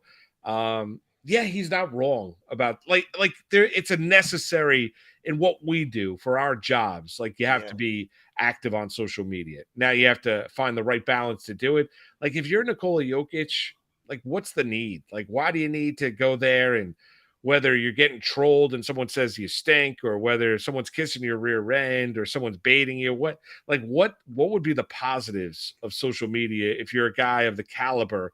And not just Jokic, a lot of stars. And I get connecting with your fan base to an extent, continuing to build your brand, but it can be a ginormous waste of time as well. Denver Nuggets have one of the best social media teams in sports, so they probably handle most of that stuff as far as getting his name, image, likeness, and popularity out there. So him as a professional, obviously, you know what I'm saying, international athlete, doesn't have the same thing. He wasn't on like the mixtape scene, and he wasn't out there trying to get his stuff hot on social media or Instagram. This is, a different culture, different lifestyle, and it probably is something that I really don't blame him on. You know what I'm saying? So I'm Denver Nuggets, they hit a home run with Jokic, one of the best players in the league. His game does not translate to social media, to all-stars and stuff like that. His game translates to the Denver Nuggets getting to the finals. Yeah, he's an unbelievable talent. I mean, he just is. That continues, and I think the takeaway from these NBA playoffs, it might be, the resiliency of the Boston Celtics. It might be the resiliency of the Miami Heat, depending on how the Game 7 plays tonight. It might be, the instrument of change when you look at the roster of the Los Angeles Lakers after LeBron and company got swept away by the Denver Nuggets. I think without a shadow of a doubt, though, it's going to be, Nikola Jokic, if you didn't watch a lot of Denver games, just cementing himself as right now, and this is all fluid and could change, Corey, but right now he's the best basketball player in the world. He does it different. It might look gassed or exhausted running up the court. Everything runs through him. He shares the basketball. Teammates love playing with him.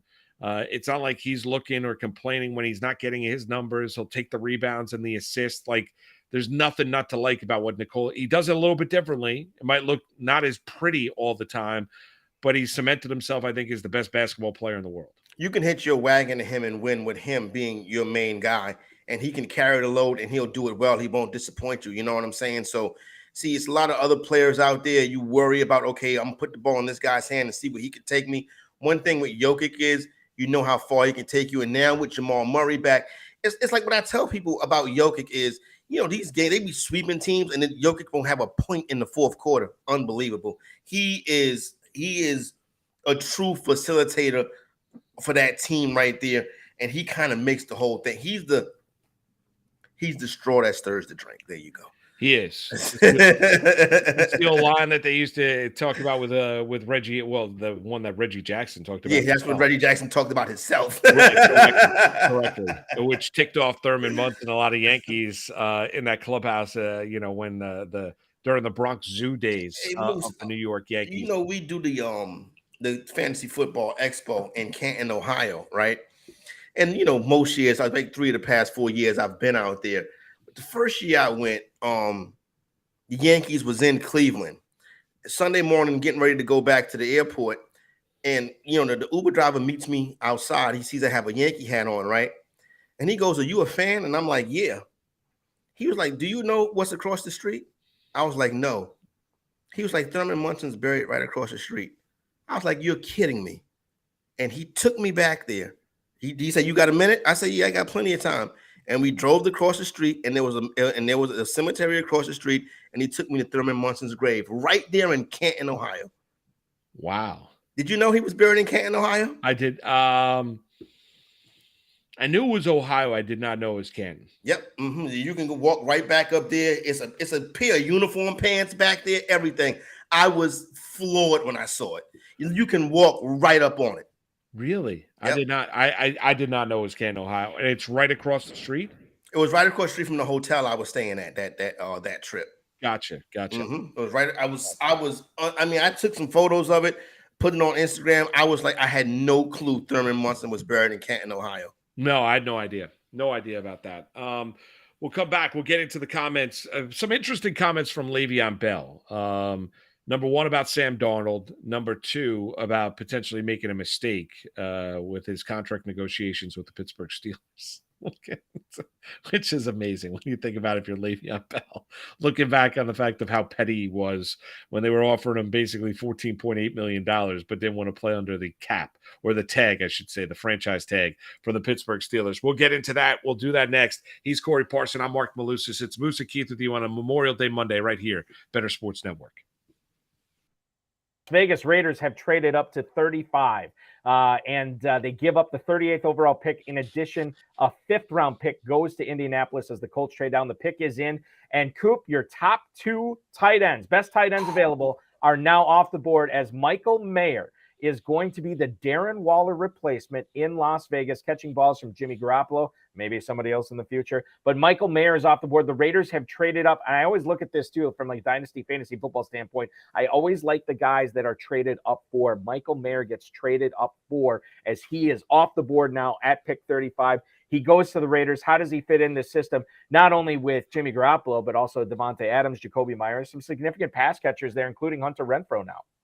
Eric, I love that you pointed that out, because that's the part of the draft that people forget when they're doing their analysis. They think about the draft capital, they think about the landing spot, they forget the draft narrative, right? This proves to us that the Raiders, at the very least, had Michael Mayer as high as Sam Laporta, or maybe even higher, because they're looking around and saying, all right, that guy's gone. We have to get this guy right now. And this guy probably is a better fit for what Josh McDaniel wants to do. He's used to Rob Gronkowski. He's used to Hunter Henry, these two-way tight ends that can block and run routes down the seam. Sam Laporta is not going to do that. He's only 240 pounds. This guy is your prototypical real-life tight end. That's why a lot of people were saying he's the best real tight end in the draft. Clearly, pass catching is at a premium. That's why Dalton Kincaid and Sam Laporta went first. But this guy's going to fit really well into that scheme.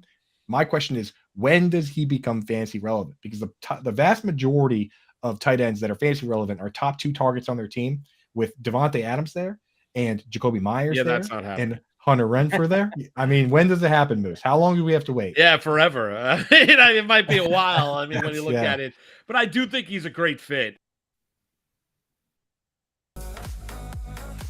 Let me talk to you, Vlad, about an award here that I thought was very, very debatable. And it was Cy Young in the National League. In terms of odds, it's Strider at plus 230, Zach Gallen at plus 215, Clayton Kershaw plus 1,000. Clayton Kershaw, to me, his numbers are phenomenal and better, or at least right there with these other two. Strider was my preseason pick to win the award. But Clayton Kershaw at plus 1,000 compared to these other guys with similar numbers in the plus 200s. Like, let's bang on Kershaw and hope he doesn't get hurt, right? Where are you at with that, Vlad? Yeah, those are great odds. I think the only concern that fantasy players and Dodgers fans had before the season started was innings limitations. Just wanting to make sure that he is fully ramped up for the playoffs. And as some teams do, you sometimes get those phantom IL stints. And we might see that sometime, maybe around the All-Star break with Kershaw, just to preserve his arm over the second half of the season. But man, he's a great pick. If you're telling me those are the odds, that's really, really nice. I do love your Spencer Strider pick. I think that's what I would have done in the preseason and bet on him. He's an absolute beast. So, but Clayton Kershaw at plus 1,000, those are phenomenal odds. And you mentioned Zach Gallen. He's incredible too. And looks like Arizona has been in the hunt there in the playoff. Well, so far it's early. Dodgers, maybe Padres will be in competition for that division. But yeah, that's a nice 3-way race, and we might see some other players pop in there.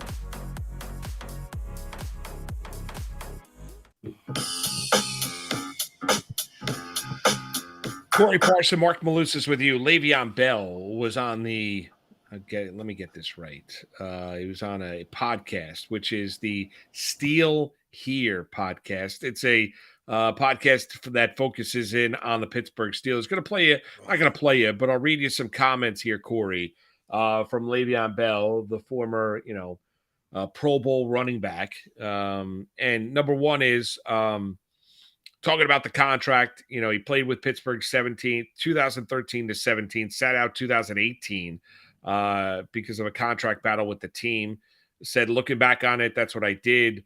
He said he commented that it was petty because they tagged him, didn't want to play under, I think he was due to make around like tad over $14 million, didn't want to play for the $14 million.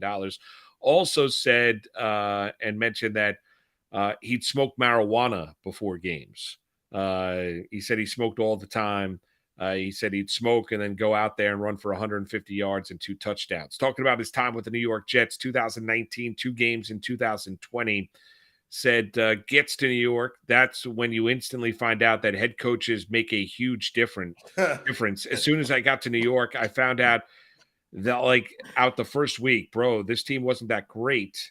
But don't get me wrong, but I feel like Coach Tomlin was coaching that team. We win 9 games at least. It's the point where Sam Darnold didn't even know the actual line protections because he's so confused about our offense because the coach is so confused because the coach is confusing him, saying that Gase was terrible at calling plays. The Jets went 7-9 in 2019. Bell ran for 789 yards and 3 touchdowns on 245 carries. So at one point in time, Le'Veon Bell was the number 1 running back, was as good of a running back as there was in the National Football League. Didn't age that particularly well. I think looking back on it, taking an entire year off in 2018 really didn't help him, probably hurt him, and he probably should have taken the money then. Couple of things. Number 1 is looking back, of course, missing out on that money. How would anyone not have instant regret? Number 2, the idea of him smoking marijuana even before football games. Number 3, the criticism that you heard of Adam Gase in New York with the Jets when he was the head coach. All right, let's start with the clear and obvious one. People were saying that this year that Lamar Jackson won't play on the franchise tag. He'll sit the season out. I remember saying nobody's as stupid as Le'Veon Bell. Nobody's going to leave $14 million on the table. That's exactly what he did. He said, I was trying to change things for the rest of the league. You don't change things in the NFL. You come into the NFL and you become a part of it.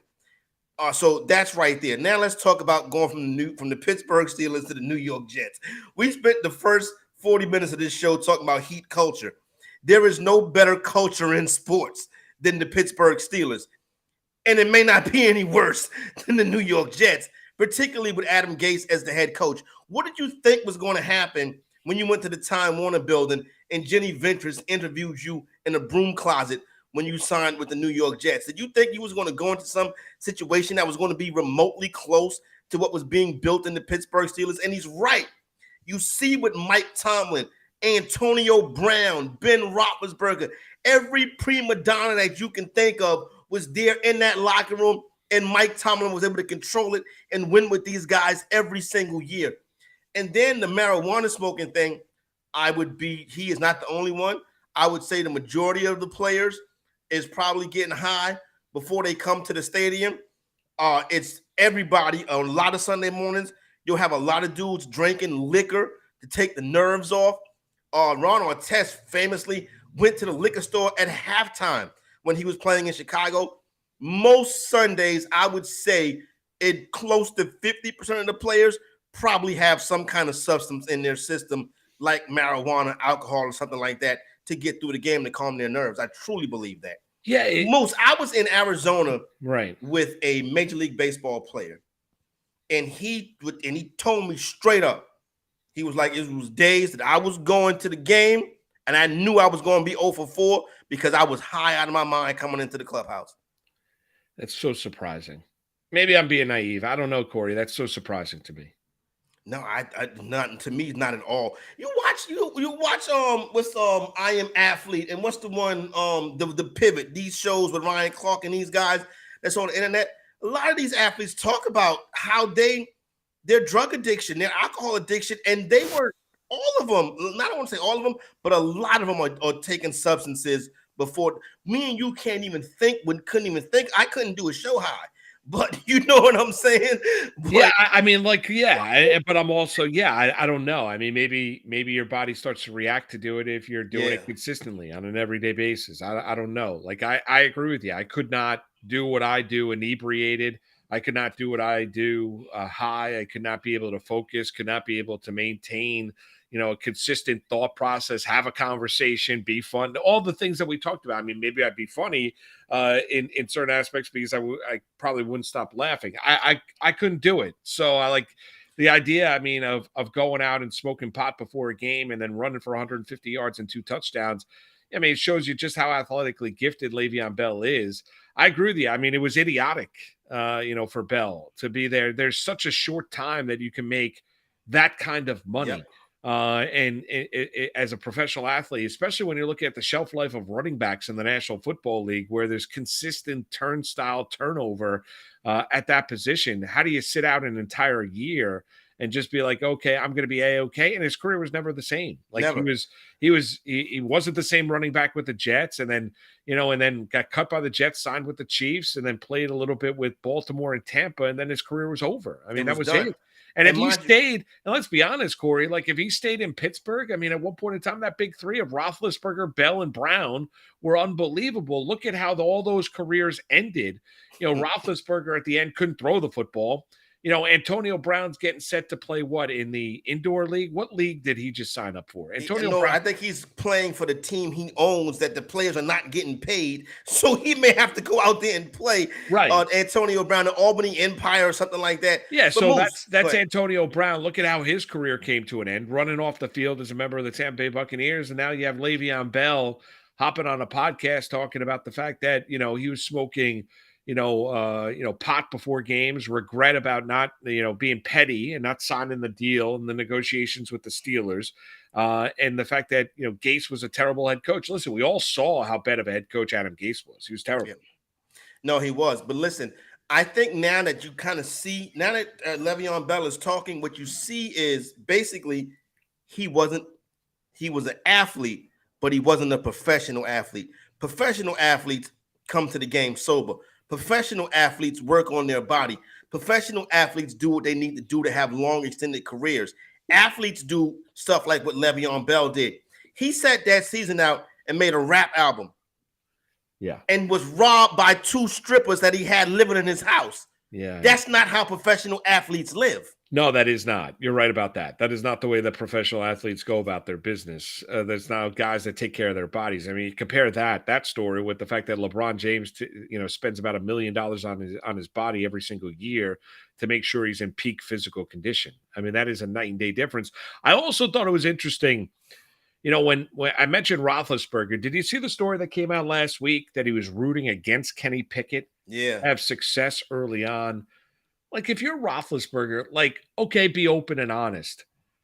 And I get it's a competitive world. Like, your job is on the line until you establish yourself, especially when you're looking at guys that are on the outer edges of a roster, right? 47 to 53 special teams players, guys that are like, 4th or 5th defensive backs on teams, whatever it might be when you're looking at the National Football League, Corey. But like, if you're Roethlisberger, why would you root against Kenny Pickett? I mean, you're a Hall of Famer. You've already won. You can't play anymore. That's why you're out of the league. Like, why would you root against a guy that was a monumental star for the Pitt Panthers and, was a Heisman Trophy contender his final year at Pitt, and now is the Steelers' quarterback here? Why would you, if you're Roethlisberger, it's great to be open and honest. I just don't understand why you would root against him. Because that's who Ben Roethlisberger showed that he was the last 4 years of his career. It's not like that last year. He wasn't just washed up that last year. That when it was visible. They had been wanting him to leave 3 years before that, but he kept holding the organization hostage. And this is one of the things that I think when Mike Tomlin's career is over, he's going to regret not getting rid of Ben Roethlisberger or being extremely loyal to Ben Roethlisberger down the stretch. By the time Roethlisberger left, he could barely get the ball past the line of scrimmage. But those 3 years before, he wasn't good either. And they were drafting quarterbacks. And Roethlisberger would say, okay, I'm going to retire. He would always hold them hostage. So you can tell Roethlisberger wasn't going to be kind to any quarterback that was coming in. And when Pickett got there, Roethlisberger was going. But Roethlisberger wants to be Terry Bradshaw. He wants to be looked at as the greatest quarterback in Pittsburgh Steelers history. I'm very funny, Moose, when it comes to the Pro Football Hall of Fame. And I know that Ben Roethlisberger is going to go in, but is Ben Roethlisberger really that good of a quarterback his days in Pittsburgh? I'm not sure. You look at Eli Manning. Is Eli Manning a Hall of Famer?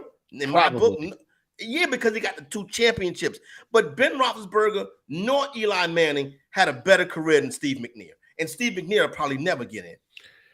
Yeah, I would agree that McNair was. I love Steve McNair out of Alcorn State. So you're preaching in the choir. I would even put McNair in. I think Roethlisberger is more of a Hall of Fame candidate than Eli. Yes, I would agree. What about Rivers? Yes, yeah, I Rivers never won and never won a Super Bowl, but I do think Rivers did enough over the course of his career to get into the Hall of Fame. I do. See, it's so funny with these quarterbacks that But of those 3, if you're asking me like which guy I would die on the hill for, I would tell you it's Roethlisberger. I would agree. I would go Roethlisberger, then I would go Manning, and then I would go Rivers. But I would have McNair over both of them. And then you look Tony Romo and Donovan McNabb. They're basically the same, and I don't think either one of them gets in. No, they don't. I mean, McNabb lost too many. I mean, if you're going to make now we're going down the rabbit hole of trying to decipher what is a Hall of Famer. I do think you have to win championships, right? I mean, to an extent. I agree with you about McNair. I do think there can be the separator based on everything he did to his team and how remarkably tough he was. Like the thing about Roethlisberger, I think he was a great regular season quarterback, remarkably tough, took a ton of hits, and he was a good postseason player. Eli wasn't a great regular season quarterback. Not at all. He was clutch in 2 great runs, 2007, 2011. That's where Eli Manning then is, you look at him as potentially being a Hall of Fame quarterback. Rivers was great in the regular season. His teams, though, had disastrous failures after great regular seasons. But Phillip Rivers was a very, very good regular season quarterback and put up some gaudy numbers when he was leading that Chargers franchise. And let's be honest, I mean, the 1 year in Indianapolis, he was really good. I mean, he played well. Yeah, he played well. I mean, of the veteran quarterbacks the Colts brought in, I mean, he was by far better than any of the other 2. I mean, he's better than Ryan was a disaster last year, and Carson Wentz they couldn't wait to get rid of. I mean, and Phillip Rivers, I'm sure they made a call to him, and be like, "Are you sure you don't want to play one more year?" Rivers was good in Indianapolis, so McNair, I agree with you. I think he deserves his day in the Hall of Fame. I think of those 3 of that quarterback class, I would tell you Roethlisberger more than anybody else, but I think they're probably all 3 eventually going to get in. Yeah, I think all 3 eventually get in. I think Rivers is going to be tough, but Big Ben is a Pittsburgh Steeler, and Eli Manning has that last name and those 2 remarkable Super Bowls, right? But not to go down this rabbit hole, but then let's look at Joe Flacco. Joe Flacco has gone into Denver and beat, but Moose, he's going into Denver and beat Peyton Manning. He's going into New England and beat Tom Brady. He has beaten he's going into Pittsburgh and beat Ben Roethlisberger. He's beaten all the best quarterbacks in the AFC in their building in the postseason. And people act like he's trash. I'm not saying he's trash, but it's like the same conversation we had about Carmelo Anthony. Okay. So like Flacco had a really good career. He bet on himself, as the old cliche goes, and he got paid after winning the Super Bowl down in New Orleans by the Baltimore Ravens. But just because he did all that and got all the money that he was looking for set up for the rest of his life, Corey, I also don't think it's an insult to say I don't think Joe Flacco's a Hall of Famer. Like, am I going to – if I'm a Raven fan, I'm going to remember Joe Flacco because he won a Super Bowl. But if I'm just a football fan, was Joe Flacco's career that memorable? Like, Steve McNair's career was more memorable than Joe Flacco's career. I could make an argument Rivers' career was more memorable than Joe Flacco. I mean, are we going to go and look at Matt Ryan? Do you think Matt Ryan deserves to be in the Hall of Fame? No, I don't think he's Matt borderline, Ryan. No. He's borderline, but do I think Matt Ryan did enough? I mean, but you're going to say, well, he won an MVP of the league. Great. I agree. He got his team to the Super Bowl. Fair. They also collapsed when they were leading that game 28-3 and had one of the epic meltdowns in the history of professional sports. So is Matt Ryan then going to get into the Hall of Fame? I don't know if I look at Matt Ryan and say, yeah, no doubt about it, he's for sure a Hall of Famer in his career. Like there are guys then they're eventually whittling down the list of guys that I thought that should have gotten in, like Joe Klecko this year. Like Joe Klecko to me was a guy that I thought for the Jets years ago, being part of that sack exchange, being an all-pro at 2 different positions along that defensive line. I thought Joe Klecko deserved to be in the Pro Football Hall of Fame eventually, and finally this year he's getting in. When you get to the quarterbacks, that's where you kind of have to decipher of where are you? Are you a numbers guy or are you a winning guy? You see, And that's the thing about the Pro Football or the NFL Hall of Fame that's so interesting. Is because in the NFL, we give props to champions. Eli Manning, Ben Roethlisberger. You know what I'm saying? They're champions. Whereas other sports, we look at the numbers. You know what I'm saying? And you look at baseball. It's not about the championships. It's about the numbers and the records. And in basketball, it's about those accomplishments as well. In football, just like you have to be a champion, which I don't know if that's fair. Well, I think with certain players, I think with the quarterback position. Yeah, and that's I think the thing. when The quarterbacks are judged on winning Super Bowls, except for Joe Flacco, though. No, for sure, right? And okay, so you look at quarterbacks. I think quarterbacks winning championships factors in deciphering, who deserves to get there and who doesn't. I think the era that you play in, the numbers are more gaudy now because it's a passing league because of the limitations of what you can do in defensive secondaries as compared to years ago. I think when you're looking at, say, all-time great NBA players, I think it hurts you. You can't be part of the conversation if you never won. Like if, you never won. Like I have discussions with, younger friends of mine that don't remember Charles Barkley as a player. Love him as an analyst. And be like, well, he didn't win anything. I go, but you don't understand. Like Barkley was a great NBA player. Like he was an all-star. He was an impact player, but he never won. Well, I understand he never won, but he was still an all-time great. Like you could look at it and say, well, that's takes Barkley out of any limits him in terms of those conversations when you look at his historical importance. But yeah, I think it's in the NFL. I think it's dependent on the position you play. I think for quarterbacks, it's not just about stats. I think you have to have an impact in the most important position of whether or not you won. Yeah, and I think that kind of is like unfair to some of these quarterbacks. Steve McNair was, literally 1 yard away from being a Super Bowl champion, and we saw, what he was able to do in his career. Tony Romo, one of the most prolific quarterbacks, I think maybe the most prolific quarterback in Dallas Cowboy history. And it's like no shot. Donovan McNabb, another great quarterback. McNabb was with the 5 straight NFC championship games. He probably won't sniff the Hall of Fame. So I'm like, are we really judging these quarterbacks fairly when guys like Sonny Jurgensen and Kurt Warner is in the Hall of Fame? Let that sink in. Kurt Warner had like 2 or 3 good seasons, and he's in Canton. And I'm like, that to me, we get the quarterback, you win a championship, you go in. I don't know if that's right.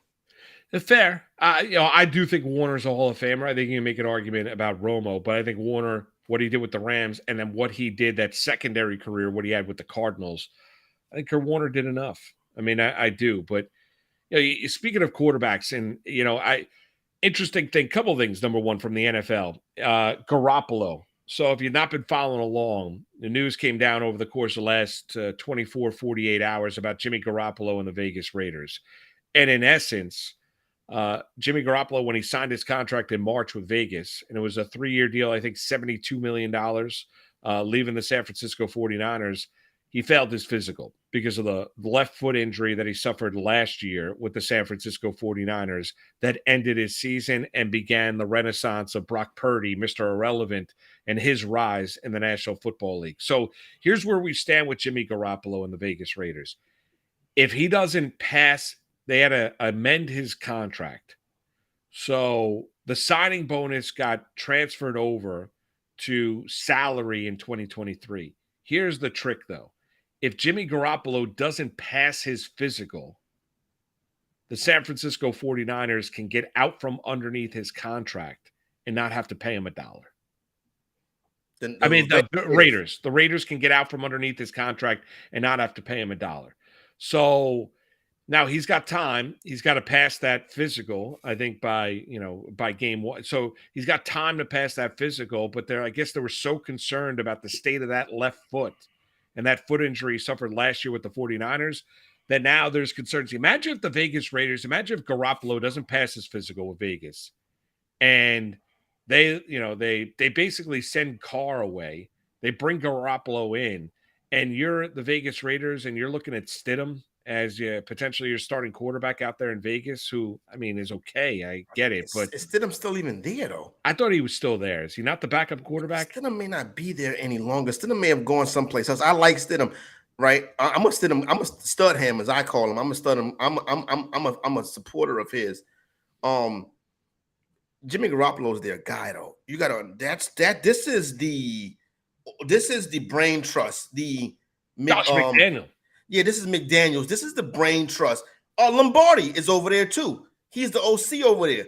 This is the brain trust that Stidham's in. He's not there. Brian Hoyer and Aiden O'Connell. Yes, Brian Hoyer is another guy that comes from this system, right?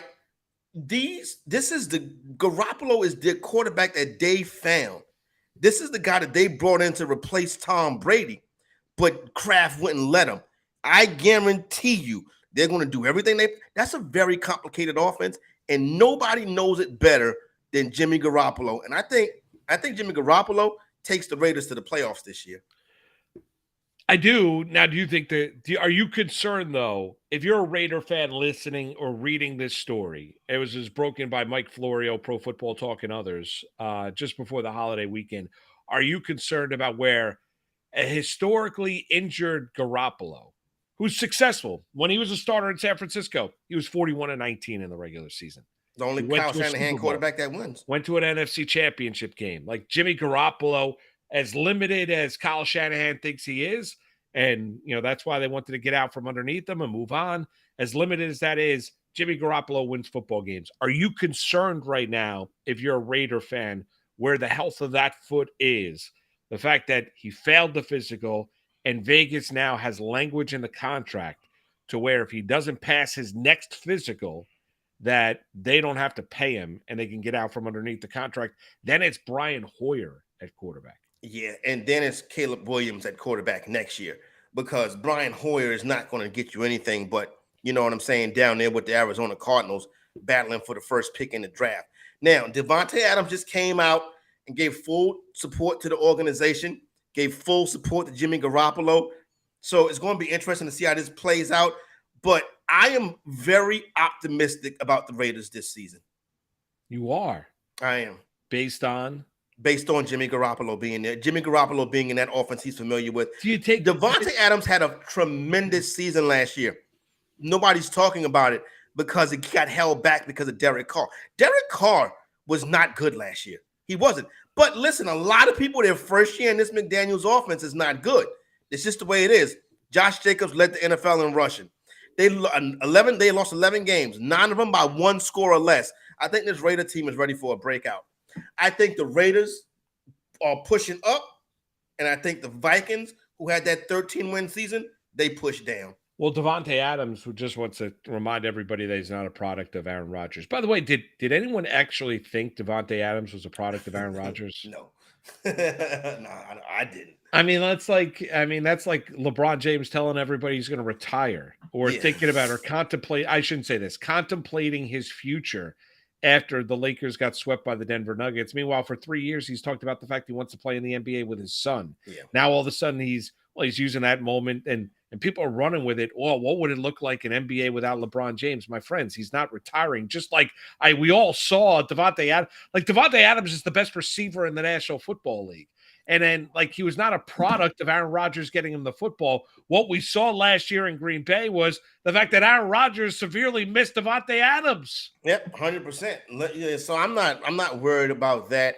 As far as LeBron goes, Moose, I expect LeBron James to be playing in Los Angeles Lakers. Yes. And you know what I'm saying? Now, listen, here's the thing. If the Lakers were smart, I don't think the Lakers think they're going to get the first pick in the draft in 2025. Or what's that, 2024. So, and Bronny is not a first pick type of player. He's probably a back end of the lottery type of guy. But LeBron James is not going to re-sign with the Lakers next year. This is going to be his last year in Los Angeles. This is when you're supposed to trade him. Right, and I get but now, I mean, I've seen people speculate about trading him to Golden State. There's been some people throwing out there, hey, maybe the Knicks could be a spot that LeBron James can land in. I mean, come on now. We've done this for so many years. Giannis in 2026. Yes, I know. Well, nobody wants to don't play that game. I love the story, Corey, where the Knicks are closely monitoring the Giannis in Milwaukee and whether or not he's happy. I mean, can we get serious here? Like, Yeah, Giannis no. is not leaving Milwaukee. He's never going to end up in New York with the Knicks. Like you were mentioning, when does it change? When does it turn? I don't know. I mean, I think it started to turn for the Knicks with Jalen Brunson, but can you really envision the Lakers trading LeBron James? No, because of, basically that's just a big piece to move because what he does at the box office. But this is still the Lakers. The Lakers are bigger. The organization is bigger than LeBron James.